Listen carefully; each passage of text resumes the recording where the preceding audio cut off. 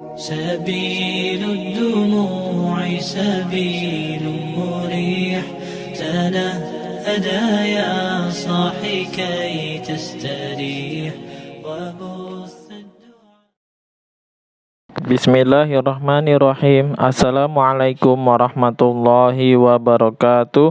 Innal hamdalillah nahmaduhu wa nasta'inuhu wa nastaghfiruh wa na'udzu billahi min sururi anfusina wa min sayyiati a'malina. May yahdihillahu fala mudhillalah wa may yudlil fala hadiyalah.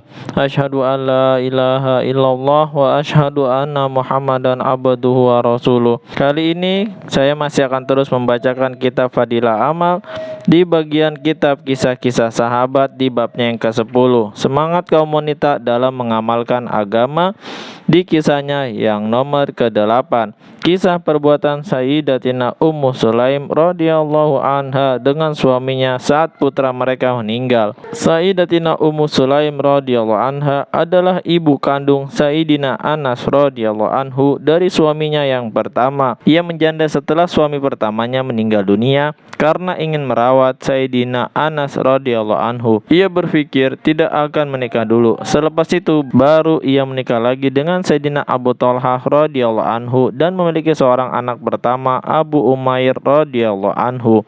Jika baginda Rasulullah sallallahu alaihi wasallam mengunjungi rumah Sayyidina Abu Thalhah radhiyallahu anhu, beliau sering bercanda dengan Sayyidina Abu Umair radhiyallahu anhu. Suatu ketika Sayyidina Umair radhiyallahu anhu menderita sakit ketika ayahnya sedang keluar untuk suatu urusan.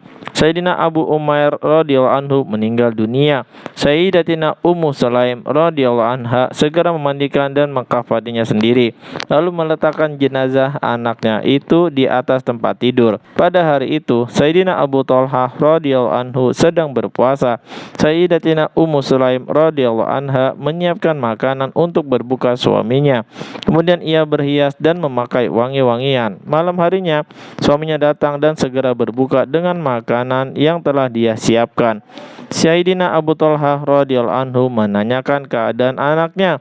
Sayyidatina Ummu Sulaim radhiyallahu anha menjawab bahwa sekarang anaknya dalam keadaan tenang dan lebih baik.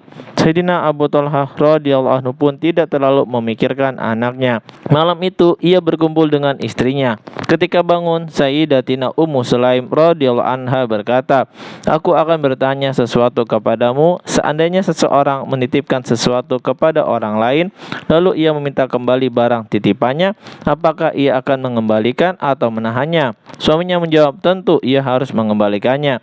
Ia tidak berhak menahannya.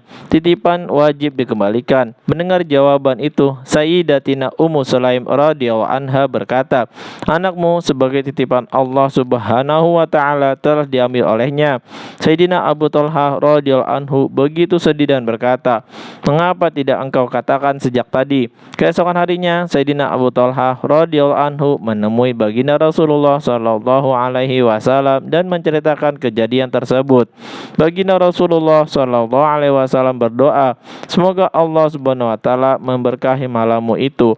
Seorang sahabat Ansor radhiyallahu anhu berkata, "Aku menyaksikan keberkahan doa baginda Rasulullah sallallahu alaihi wasallam tersebut.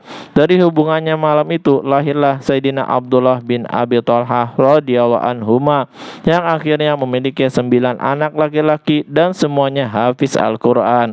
Hadis riwayat Bukhari dari kitab Fathul Bari. Faedah, betapa sabar dan tabahnya Sayyidatina Ummu Sulaim radhiyallahu anha. Meskipun anaknya meninggal dunia, ia berusaha bertahan, bahkan berusaha agar suaminya tidak mengetahuinya. Sayyidatina Ummu Sulaim radhiyallahu anha berpikir bahwa suaminya sedang berpuasa. Jika ia memberitahu keadaan anaknya, tentu suaminya akan enggan makan. Alhamdulillah, baru saja kita mendengarkan kisah perbuatan Sayyidatina Ummu Sulaim radhiyallahu anha dengan suaminya saat putra mereka meninggal. Begitu besar perhatian seorang istri kepada perasaan suaminya yang saat itu sedang berpuasa hingga kematian anaknya sendiri tidak ia kabarkan sampai suaminya selesai hajatnya, yaitu memakan makanan setelah berbuka dan berkumpul bersama istrinya.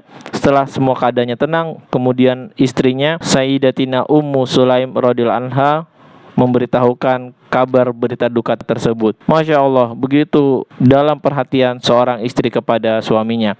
Mudah-mudahan kita mendapatkan istri yang solehah seperti itu, dan kita bisa mengambil hikmah amal dan sampaikan kepada saudara-saudara kita yang lain. Subhanakallahumma wa bihamdika asyhadu alla ilaha illa anta astaghfiruka wa atubu ilaik. Assalamualaikum warahmatullahi wabarakatuh.